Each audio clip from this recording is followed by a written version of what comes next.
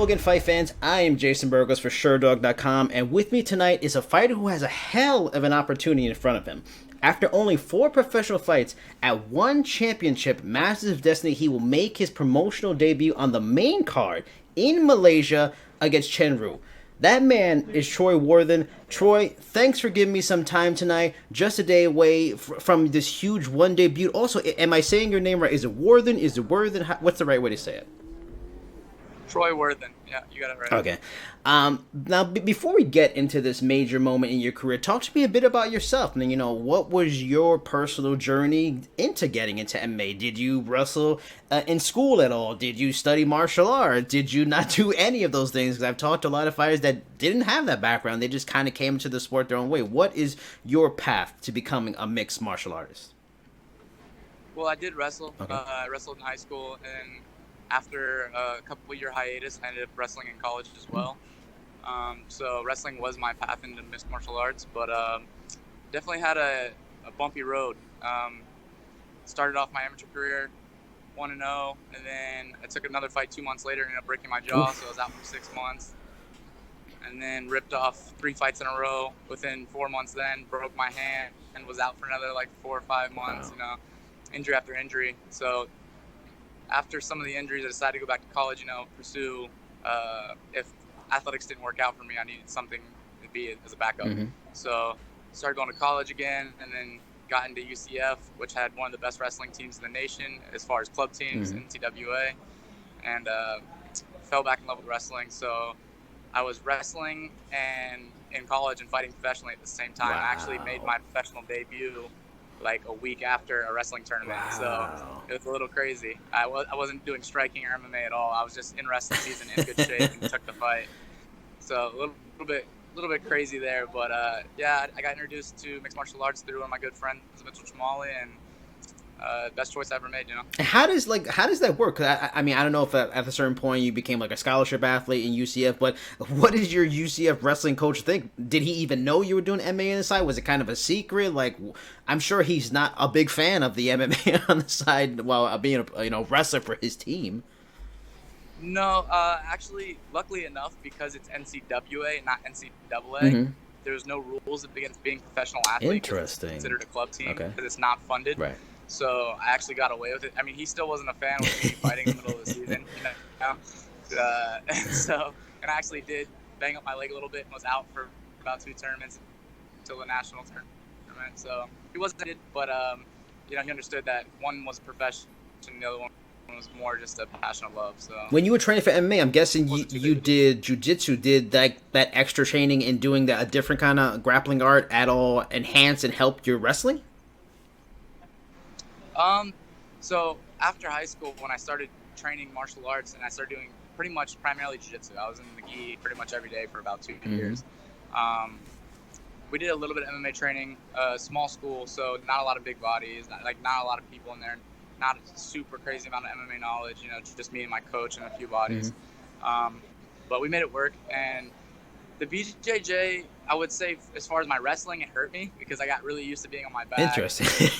Really used to like rolling under people Yeah. and just doing some stuff that wasn't the smartest in wrestling. But I think having them together and fully exploring BJJ and not just thinking of myself as a wrestler, it helped me as a mixed martial artist. So in the long run, it's worked out really well. Now, when doing some research for you, I was trying to figure out, and I was gonna just ask you what gym you're training at, but when I went to the one site, it lists you as Evolve MMA, and then checking out your Instagram, it looks like you're training out in Asia. Is Evolve like your main training place, your training headquarters? Do you split time in the U.S. and Evolve? What's the story when it comes to where you train before a fight?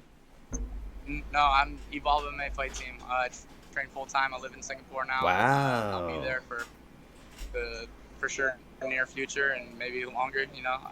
So yeah, I'm full time at Evolve in Singapore for at least 3 more years and looking to make a splash in 1. And why do you say 3 more years? When it comes to work with Evolve, is it kind of like a contracted thing, like you're there for a specific set amount of time, and like they like fund you, they help with living in Singapore? Why do you mention 3 years? Well, actually, the way I got into one championship in Evolve MMA was a global tryout that Evolve hosted. So we flew over, me and a bunch of other athletes from around the world flew over and we went through a week trial, and they pretty much put us through hell and found out who would break and who wouldn't. Mm-hmm. And I ended up being the first pick from the team. And so now we have the 6 people that was selected from that, and then the people that were already on the Evolve MMA team, like Amir Khan, Alex Silva, Deja Brong. So we have a pretty good squad over there right now. And when that opportunity comes up, was it a type of thing like, yes, yeah, I want to go? Or did you have to kind of be talked into it? Because, of course, it's a great opportunity. But then if you do, get selected, you have to move over there. Was that something you were excited about? Were you apprehensive about it? Like, what were your thoughts about the possibility of having to live in Singapore full time? Oh, I was super excited. I actually had quit my job about 6 months prior to that, and decided I was going to focus on MMA full time. Mm-hmm. I had put some money in the bank and was just going to ride it out and do whatever I could.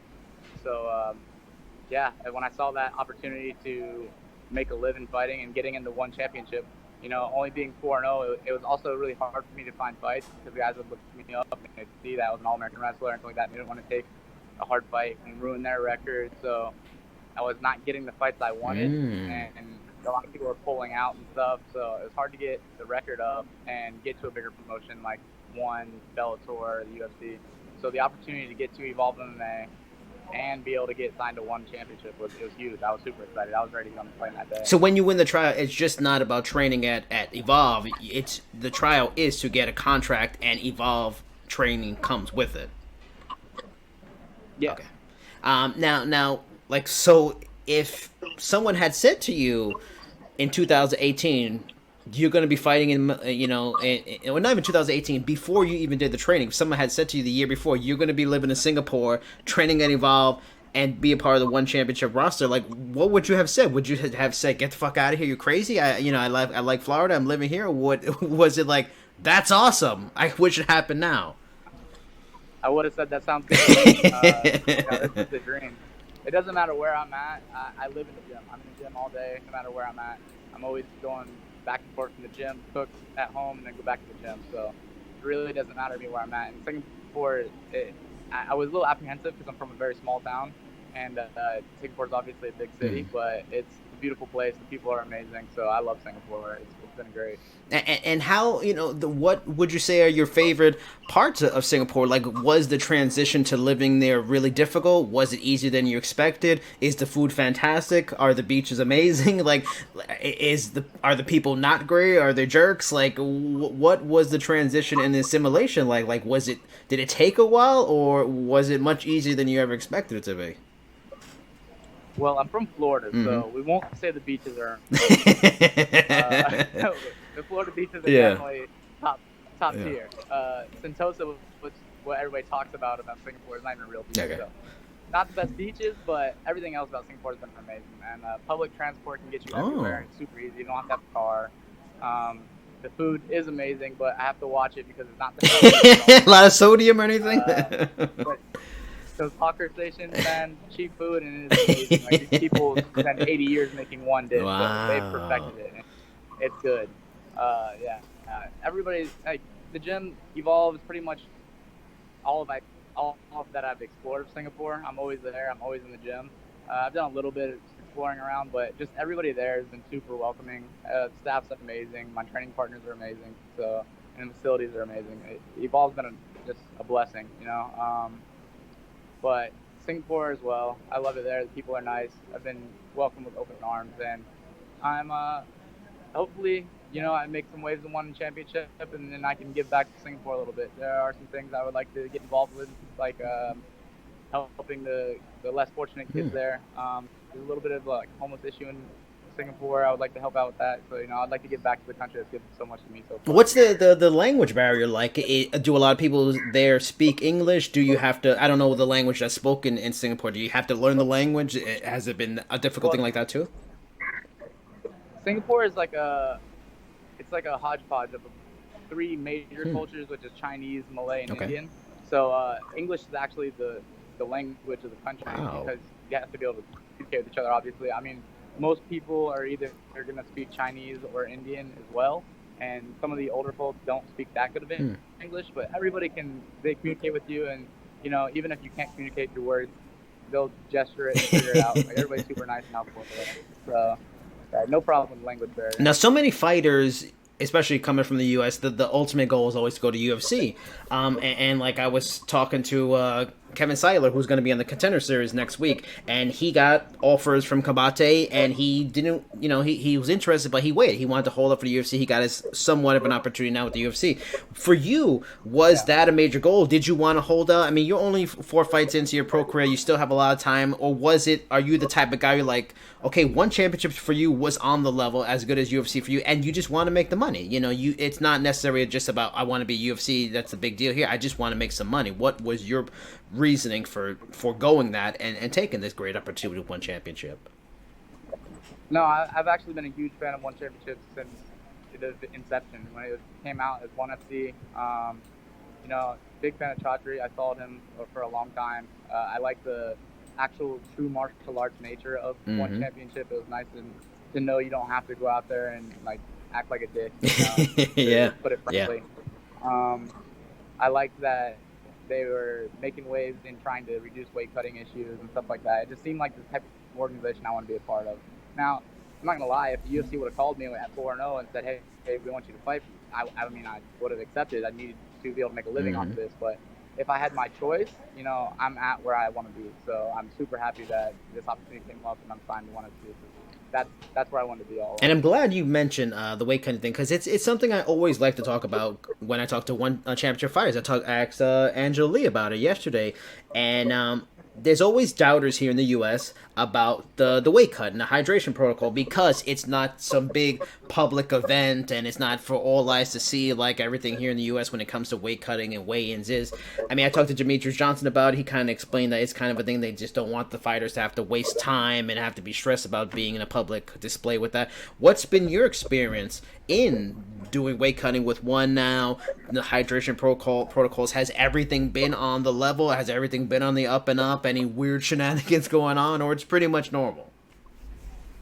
No, I mean, this is obviously my first time going through it, but it's been awesome, man.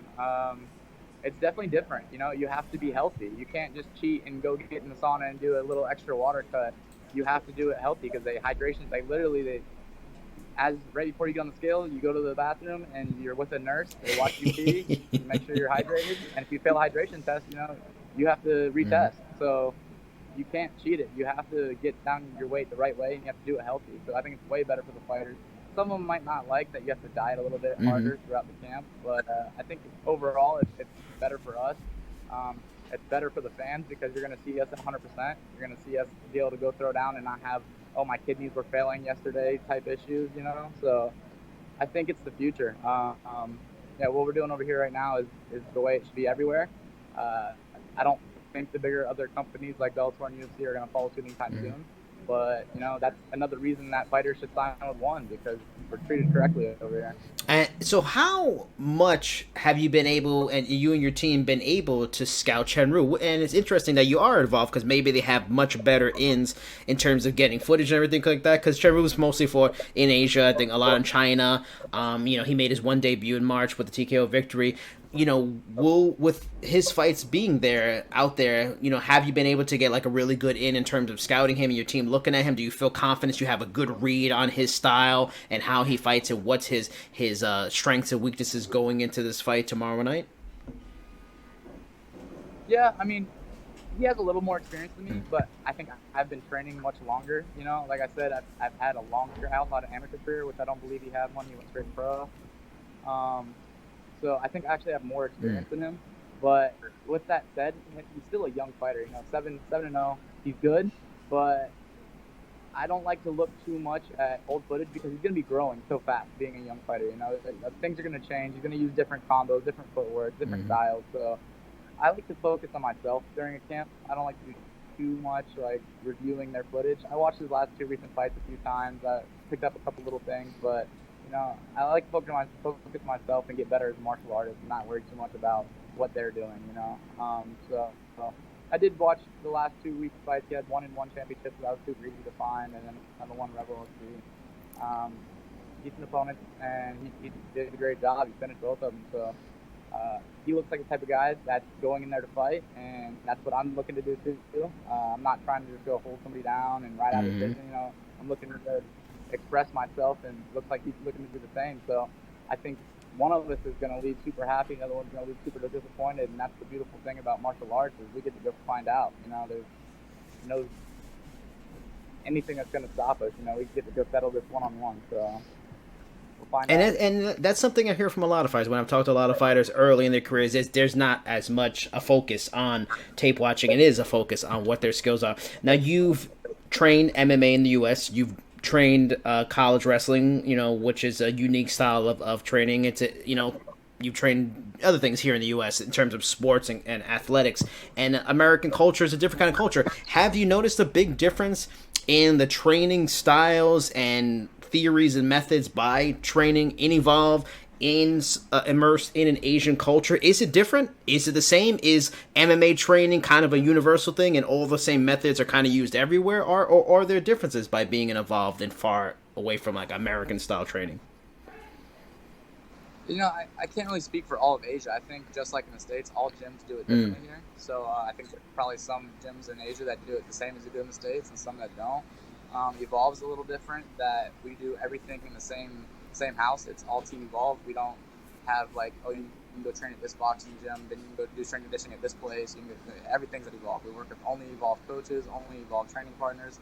So that's different for me coming from the U.S. where I trained at like 7 different gyms and had different coaches and all stuff like that. But like I said, I can't really speak for all of Asia, but we definitely do it differently at Evolve. And so far, I feel like it's working well. So hopefully I get to reap the benefits. Now, final question. And it's a good, because you have a good in terms of everybody involved is fighting in one championship, so you have a lot of opportunity to get some really good advice. How have you prepared for this big moment? This is a really big moment. One does it big when their shows. They have a high production. It's big production. It's a spectacle. How have you been preparing for this moment? Are you visualizing so when you get to take that walk to the cage, get in the cage, you can stay calm, stay focused? Have you gotten any really good tips from your coaches, your training partners? Like, how are you getting ready to stay relaxed and calm in this really, really big moment for you? Well, I've actually now attended 2 of the events this week before. One of them I was cornering 2 of my teammates, Mir Khan and Pei Sun Kim. So I was at the ring. I got the feel of the crowd. I've been there. I've done that. So I haven't made the walk yet, but I've gotten pretty close to it. So I don't think I'm going to have a problem with jitters. I like pressure. I seem to do better under pressure, so I don't think that's going to be much of an issue. But, it is a big show, and who knows, maybe I do get the jitters. I don't know. We'll find out when I make the walk. But being at Evolve, I'm training every day and sparring and doing rounds with world champions, some of the best people in the world. So I don't think anybody I'll be fighting anytime soon is anywhere near their level.